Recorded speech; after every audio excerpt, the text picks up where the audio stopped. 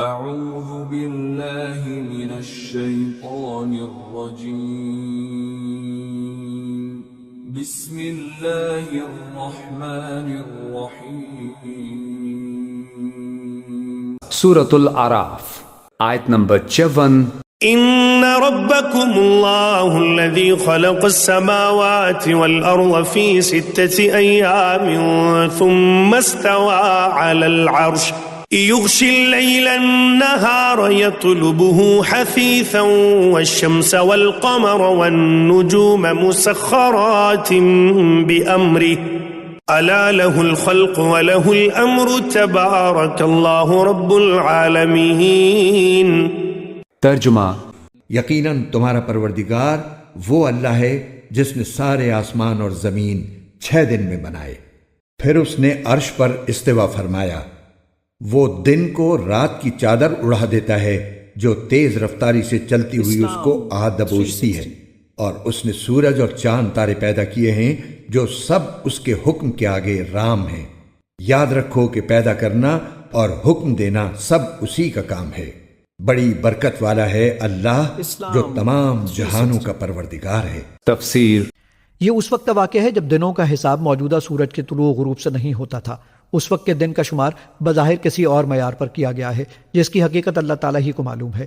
اور یوں تو اللہ تعالیٰ کو یہ بھی قدرت تھی کہ وہ پلک جھپکنے سے بھی پہلے پوری کائنات وجود میں لے آتا، لیکن اس عمل کے ذریعے انسان کو بھی جلد بازی کے بجائے اطمینان اور وقار کے ساتھ کام کرنے کی ترغیب دی گئی ہے.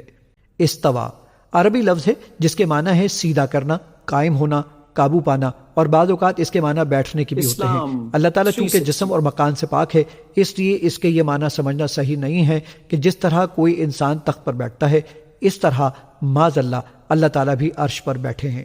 استوا اللہ تعالیٰ کی ایک صفت ہے اور جمہور اہل سنت کے نزدیک اس کی ٹھیک کیفیت اللہ تعالیٰ کے سوا کوئی نہیں جانتا، اور اسے متشابہات میں شمار کیا گیا ہے جن کی خود قرید میں پڑھنے کو سورہ آل عمران کے شروع میں خود قرآن کریم نے منع فرمایا ہے. چنانچہ اس کا کوئی بھی ترجمہ کرنا مغالطہ پیدا کر سکتا ہے. اسی بنا پر ہم نے یہاں اس کا ترجمہ نہیں کیا، نہ اس پر کوئی عملی مسئلہ موقوف ہے. اتنا ایمان رکھنا کافی ہے کہ اللہ تعالیٰ نے اپنی شان کے مطابق استوا فرمایا جس کی حقیقت ہماری محدود عقل کے ادراک سے باہر ہے. آیت نمبر 55. ادعوا ربكم تضرعا وخفية إنه لا يحب المعتدين. ترجمہ: تم اپنے پروردگار کو عاجزی کے ساتھ چپ کے پکارا کرو، یقیناً وہ حد سے گزرنے والوں کو پسند نہیں کرتا.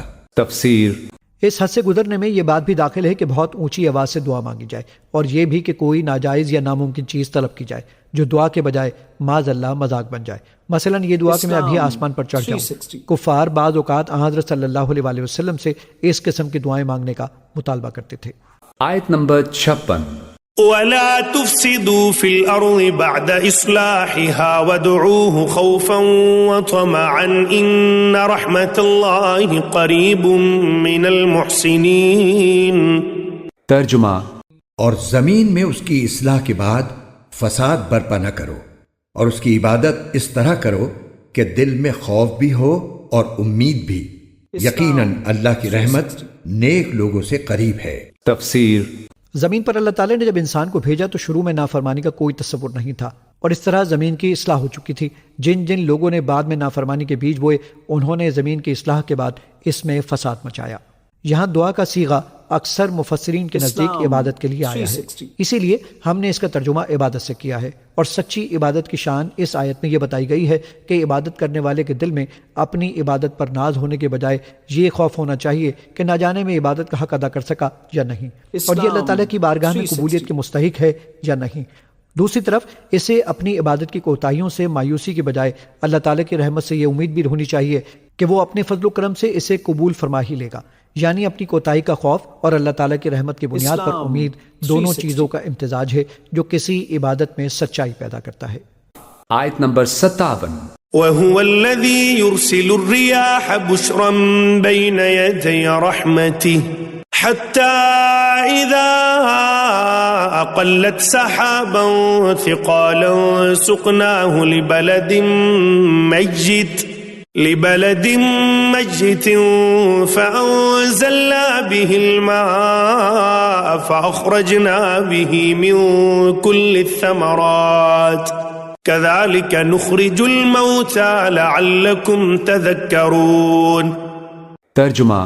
اور وہی اللہ ہے جو اپنی رحمت یعنی بارش کے آگے آگے ہوائیں بھیجتا ہے جو بارش کی خوشخبری دیتی ہیں، یہاں تک کہ جب وہ بوجھل بادلوں کو اٹھا لیتی ہیں تو ہم انہیں کسی مردہ زمین کی طرف ہنکا لے جاتی ہیں، پھر وہاں پانی برساتے ہیں اور اس کے ذریعے ہر قسم کے پھل نکالتے ہیں.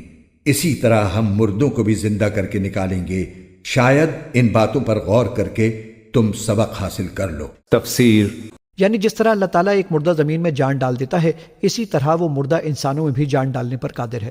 مردہ زمین کے زندہ ہونے کے واقعات تم روزمرہ دیکھتے ہو اور یہ بھی مانتے ہو کہ یہ اللہ تعالیٰ کی قدرت سے ہوتا ہے. اس سے تمہیں سبق لینا چاہیے کہ انسانوں کو دوبارہ زندگی دینے کو اللہ تعالیٰ کی قدرت سے باہر سمجھنا کتنی بڑی بے وقوفی ہے. آیت نمبر 58. والبلد الطيب يخرج نباته بإذن ربه والذي خبث لا يخرج إلا نكدا كذلك نصرف الآيات لقوم يشكرون. ترجمہ. اور جو زمین اچھی ہوتی ہے اس کی پیداوار تو اپنے رب کے حکم سے نکل آتی ہے، اور جو زمین خراب ہو گئی ہو اس سے ناقص پیداوار کے سوا کچھ نہیں نکلتا. اسی طرح ہم اپنی نشانیوں کے مختلف رخ دکھاتے رہتے ہیں مگر ان لوگوں کے لیے جو قدردانی کریں. تفسیر.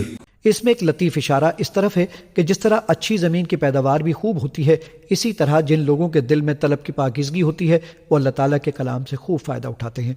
اور جس طرح ایک خراب زمین پر بارش پڑنے کے باوجود اس سے کوئی فائدہ مند پیداوار حاصل نہیں ہوتی، اسی طرح جن لوگوں کے دل ضد اور عناد سے خراب ہو چکے ہیں ان کو اللہ تعالیٰ کے کلام سے بھی کوئی فائدہ نہیں پہنچتا.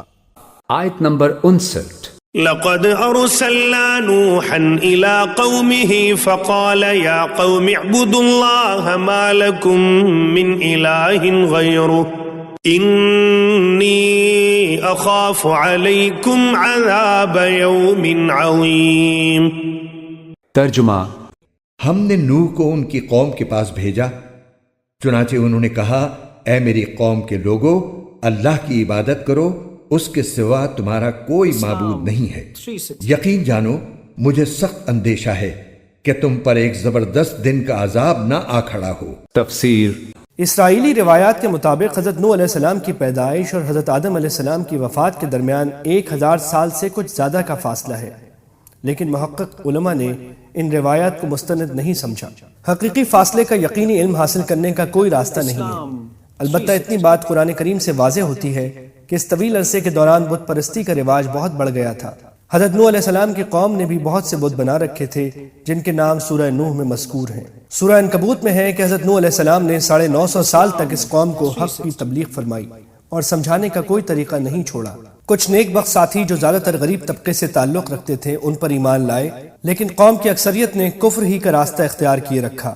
حضرت نوح علیہ السلام ان کو اللہ تعالیٰ کے عذاب سے ڈراتے رہے، لیکن جب وہ نہ مانے تو انہوں نے بد دعا دی اور پھر انہیں ایک شدید طوفان میں غرق کر دیا گیا. حضرت نوح علیہ السلام کے واقعے اور ان کی قوم پر آنے والے طوفان کی سب سے زیادہ تفصیل سورہ ہود اور سورہ نوح میں آئے گی. اس کے علاوہ سورہ مومنون، سورہ شورى اور سورہ قمر میں بھی ان کا واقعہ اختصار سے بیان ہوا ہے. دوسرے مقامات پر صرف ان کا حوالہ دیا گیا ہے. آیت نمبر 60. قال الملأ من قومه إنا لنراك في ضلال مبين. ترجمہ. ان کی قوم کے سرداروں نے کہا ہم تو یقینی طور پر دیکھ رہے ہیں کہ تم کھلی گمراہی میں مبتلا ہو. تفسیر. قال الملأ من قومه، تو اس کی قوم کے سرداروں نے کہا انا لنراک فی ضلال مبین، ہمارا تو خیال ہے کہ تم کہیں بھٹک گئے ہو، گمراہ ہو گئے ہو.